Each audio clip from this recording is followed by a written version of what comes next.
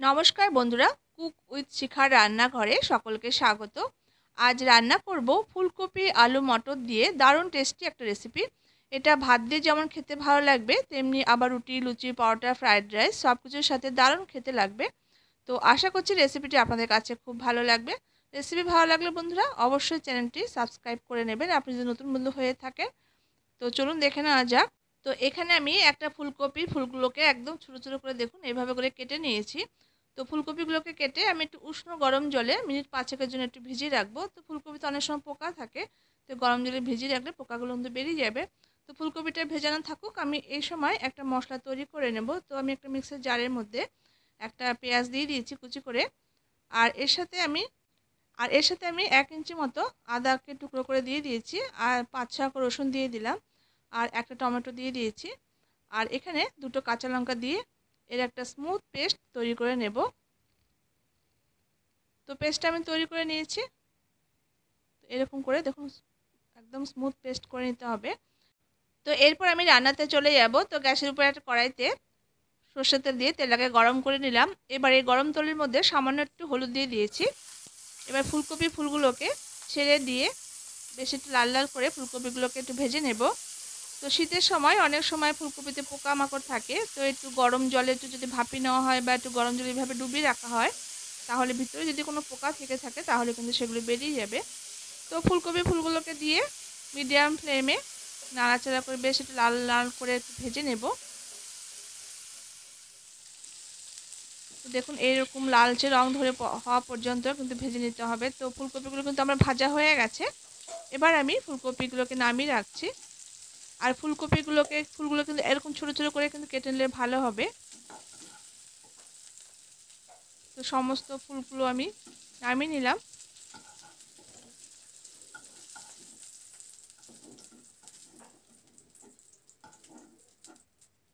ফুলগুলো আমার ভাজা হয়ে গেছে, ফুলগুলোকে নামিয়ে নিয়েছি। এবার কড়াইতে আবার একটু আমি সর্ষের তেল দিয়ে তেলটাকে গরম করে নিলাম। এবার গরম তেলের মধ্যে 2টো এলাচ, দারচিনি আর 2-3টে লবঙ্গ দিয়ে দিয়েছি। আর হাফ টিস্পুন এখানে জিরে ফোড়ন হিসেবে দিয়ে দিলাম। এবার এই মশলাটা একটু ভাজা ভাজা করে নেব নাড়াচাড়া করে। বেশ যখন দেখবেন যে মশলা থেকে সুন্দর একটা গন্ধ বেরিয়ে গেছে, সেই সময় আমি যে পেস্টটা তৈরি করে রেখেছিলাম সেই পেস্টটা আমি ঢেলে দিয়েছি। আর মিক্সি দেওয়ার সামান্য পরিমাণে একটু জল এখানে দিয়ে দিলাম। এবার এই মশলাটাকে একটু নাড়াচাড়া করে নেব মিনিট 2-3 জন্য।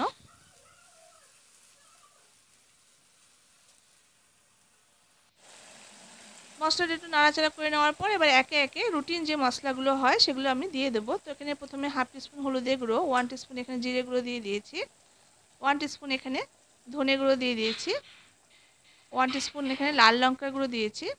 ঝালটা অবশ্যই যে যেমন খাবেন সেই পরিমাণ মতো লঙ্কার গুঁড়োটা দেবেন। আর এখানে কালারের জন্য 1 টিস্পুন এখানে কাশ্মীরি লঙ্কার গুঁড়ো দিয়েছি, আর টেস্ট হিসেবে এখানে লবণটা দিয়ে দিলাম। তো একটু কাশ্মীরি লঙ্কার গুঁড়ো দিলে কী হবে, তরকারির কালারটা বেশ সুন্দর একটা রিচ আসবে, লুক দেখতে ভালো লাগবে। তো মশলাটাকে দিয়ে নাড়াচাড়া করে যতক্ষণ না পর্যন্ত মশলা থেকে তেল ছেড়ে আসছে, খুব ভালো করে মশলাটাকে কিন্তু কষিয়ে নিতে হবে। তো আমি একটু ঢাকা দিয়ে রাখবো, এতে দেখবেন মশলা থেকে তেল ছেড়ে আসতে শুরু করবে আর মশলাটা কিন্তু খুব ভালো করে কষানোটা হবে।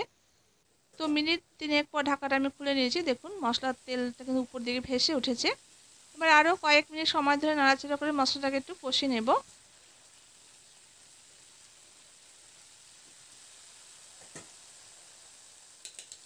তো মশলাটাকে একটু কষিয়ে নিয়েছি, এরপর আমি এখানে দই অ্যাড করে দেবো। তো আমি এখানে 3 টেবিলস্পুন পরিমাণ টক দইকে খুব ভালো করে ফেটিয়ে নিয়েছি। এবারে টক দইটা মশলার মধ্যে দিয়ে দিয়েছি। আর এখানে বন্ধুরা বলে রাখি, দইটা যখন আপনারা দেবেন তখন গ্যাসের ফ্লেমটাকে কিন্তু একদম লোতে দিয়ে দইটাকে খুব ভালো করে নাড়াচাড়া করে মেশাতে হবে। হাই ফ্লেমে কিন্তু কখনোই দইটা দিতে যাবে না, তাহলে ছানা কেটে যাবে। এবার নাড়াচাড়া করে খুব ভালো করে দইটাকে দেখুন মশলার সঙ্গে একদম মিশিয়ে নিয়েছি। দেখুন মশলা চারদিক থেকে তেল ছাড়তে শুরু করেছে, খুব ভালো মতো কিন্তু কষানো হয়ে গেছে মশলাটা। এরপর এই পর্যায়ে আমি সামান্য পরিমাণ একটু কাসুরি মেথিকে এইভাবে করে একটু ভেঙে ভেঙে হাতে একটু গুঁড়ো করে আমি দিয়ে দিলাম। আর এই তরকারিতে এই কাসুরি মেথি ফ্লেভারটা কিন্তু বেশ সুন্দর লাগে খেতে। তো যদি আপনাদের হাতের কাছে থাকে অবশ্যই আমি অ্যাড করতে বলবো।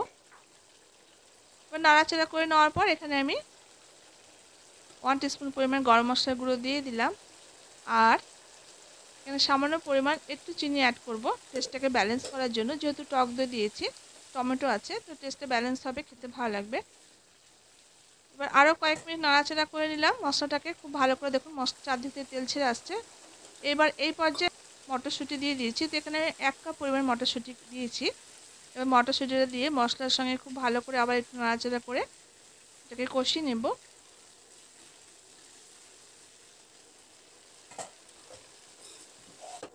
খুব ভালো মতো করে দেখুন মশলাটা আমার কষানো হয়ে গেছে। মশলা চারদিক থেকে তেল ছেড়ে এসেছে। এরপর এই পর্যায়ে আমি ভেজে রাখা ফুলকপিগুলো অ্যাড করে দিচ্ছি। এবার ফুলকপিটা দিয়ে মশলার সঙ্গে আরও কয়েক মিনিট সময় দিয়ে একটু নাড়াচাড়া করে একটু কষিয়ে নেব।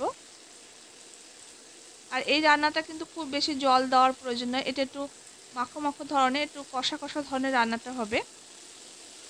এবার ফুলকপিটা দিয়ে নাড়াচাড়া করে নিলাম। বেশ কয়েক মিনিট সময় ধরে ফুলকপিগুলোকে দিয়ে মশলার সঙ্গে খুব ভালো করে দেখুন কষিয়ে নিয়েছি। এরপর এখানে খুবই সামান্য পরিমাণ একটু জল অ্যাড করে দেব। তো এখানে আমি জলটা কিন্তু উষ্ণ গরম জল দিয়েছি। এবার জলটা দিয়ে নাড়াচাড়া করে নেব। খুব বেশি কিন্তু জল এখানে দেব না। এটা একটু মাখা মাখা ধরনের হবে রেসিপিটা, খুব বেশি ঝোলঝোলে হবে না। আর এরকম করে কিন্তু হালকা একটু জল দিয়ে ঢাকা দিয়ে রাখলে কিন্তু সুন্দর করে ফুলকপি মটরশুঁটি সব সেদ্ধ হয়ে যাবে। এবারে ঢাকা দিয়ে মিনিট 4-5-এর জন্য লো ফ্লেম করে একটু রেখে দেবো। তো মিনিট 5 পর ঢাকাটা আমি খুলে নিয়েছি। এবার তুমি দেখে নেব। তো দেখুন রান্নাটা আমার কিন্তু প্রায় শেষ পর্যায়ে। আর ফুলকপি মটরশুঁটি কিন্তু খুব সুন্দর করে সেদ্ধ হয়ে গেছে। আর ফুলগুলো যেহেতু ছোটো ছোটো করে কেটে নিয়েছি আর ভেজে নিয়েছি, সেজন্য কিন্তু খুব বেশি সময় লাগে না রান্নাটা হতে। তো এবার নামানোর আগে সামান্য পরিমাণ ঘি একটু আমি এখানে দিয়ে দিলাম। খেতে কিন্তু দারুণ লাগবে। তো দেখুন কত সুন্দর একটা রিচ একটা লুক এসেছে। এরপর আমি এখানে কুচানো ধনেপাতা একটু উপর থেকে ছড়িয়ে দিয়ে মিনিট 2-এর জন্য একটু রান্না করে নিয়ে আমি এটাকে নামিয়ে নেব।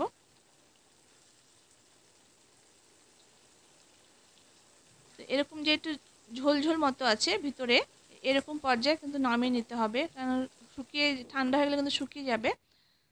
তো তখন কিন্তু তরকারিটা একদম শুকনো হয়ে যাবে। তো একটু এরকম ঝোল ঝোল মতো রাখলে কিন্তু একদম পারফেক্ট হবে। তো দেখুন রান্নাটা আমার কিন্তু হয়ে গেছে। তো দেখুন কতটা সুন্দর লোভনীয় আর রিচ একটা কালার এসেছে। আর দেখতে কত লোভনীয় লাগছে, খেতেও কিন্তু দুর্দান্ত টেস্ট। তো আশা করছি রেসিপিটা আপনাদের কাছে খুব ভালো লেগেছে। ভালো লাগলে অবশ্যই এইভাবে একবার ট্রাই করে দেখবেন। আর এটা কিন্তু ভাত, রুটি, লুচি, পরোটা, ফ্রাইড রাইস সব কিছুর সঙ্গে কিন্তু এটা আপনারা সার্ভ করতে পারবেন। তো যদি রেসিপিটি ভালো লাগে বন্ধুরা, তাহলে অবশ্যই লাইক করবেন, শেয়ার করবেন আত্মীয়স্বজন বন্ধু বান্ধবের সাথে। দেখা হচ্ছে পরবর্তী কোনো রেসিপির সঙ্গে। ততক্ষণের জন্য সবাই খুব ভালো থাকবেন, সুস্থ থাকবেন। ধন্যবাদ।